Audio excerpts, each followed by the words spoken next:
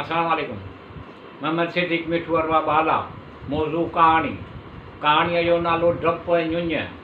डपु जानी माली नुक़सान घाटो थियणु, शराब, भउ, ख़ौफ़। ञुञ जानी माली फ़ाइदो नफ़ो थियणु, ढ भलाई, उमेद, जुञ, सिराब। पाठ नंबर 76।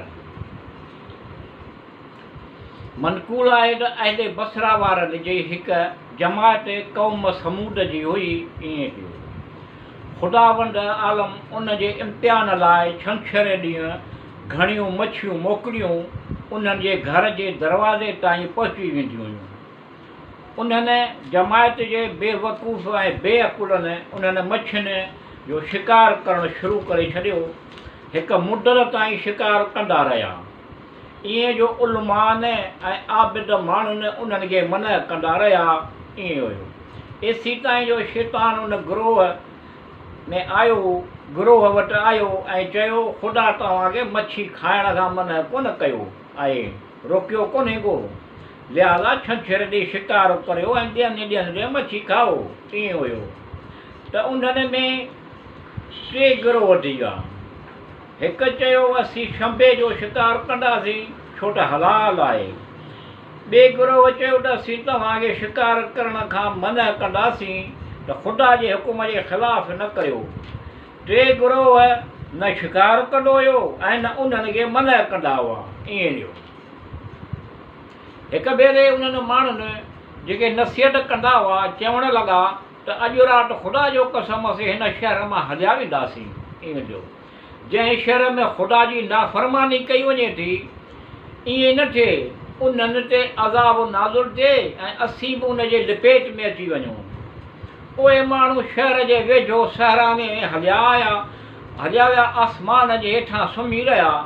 सुबुह जो शहर जे तरफ़ आया, उन्हनि गुनाहगारनि जो हाल मालूम करियो। जॾहिं उन शहर में पहुता, ॾिठो त उन शहर जो दरवाज़ो बंदि आहे, कुंडियूं, ताड़ियूं, ताला लॻा पिया आहिनि। ईअं जो सॾ कयूं, जवाबु कोन मिलियो। कंहिं माण्हूअ जी आवाज़ कोन आई, बल्कि चंद जानवरनि जी आवाज़ उन्हनि जे कननि ताईं ईंदी हुई। त हिकु सीढ़ी ॾाकण खणी शहर जे भिट ते लॻाए हिकु माण्हू उन ॾाकण ते चढ़ियो। जंहिं उन शहर में अंदरि झांके ॾिठो त ख़बर पई त सभ जा सभ बंदर आहिनि थी विया। उन्हनि खे पुछ विपे ॾाढियो ऐं बंदरनि वांगुरु दाहूं पिया कनि, चीखनि पिया। माण्हुनि शहर जो दरवाज़ो तोड़ियो, भॻो ऐं शहर में दाख़िल थिया त पंहिंजनि अज़ीज़नि माइटनि खे न सुञातो। उन्हनि माण्हुनि चयो त असीं तव्हांखे अलाह जी नाफ़रमानी करण खां मना कंदा हुआसीं।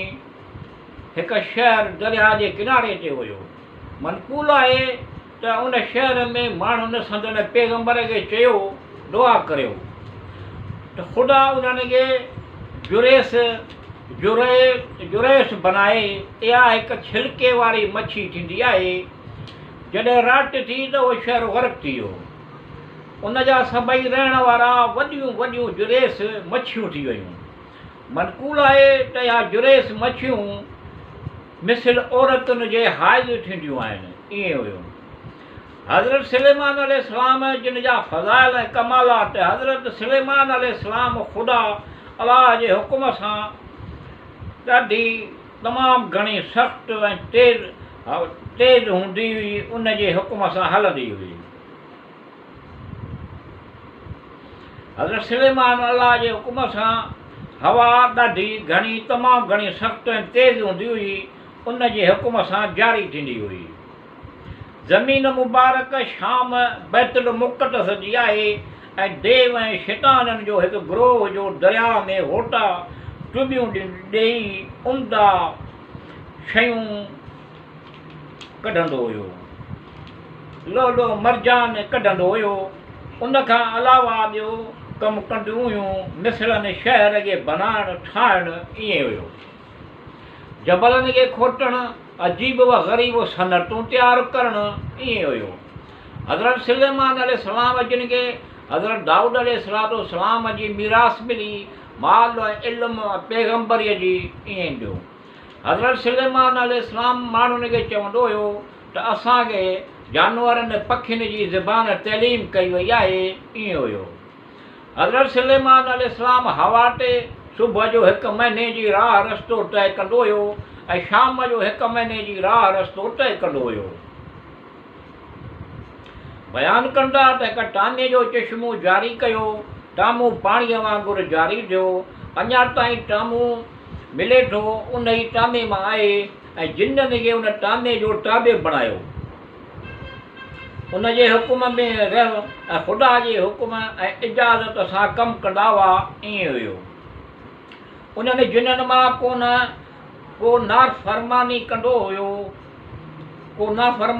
हुयो, आख़िरत ऐं दुनिया में साड़ण वारी बाहि जो मज़ो चखायो वेंदो हो, उनखे आख़िरत ऐं दुनिया में साड़ण वारी बाहि जो मज़ो चखायो वेंदो। बयानु कंदा आहिनि त ख़ुदा उन्हनि ते हिकु फ़रिश्तो मोकिल कयो हुयो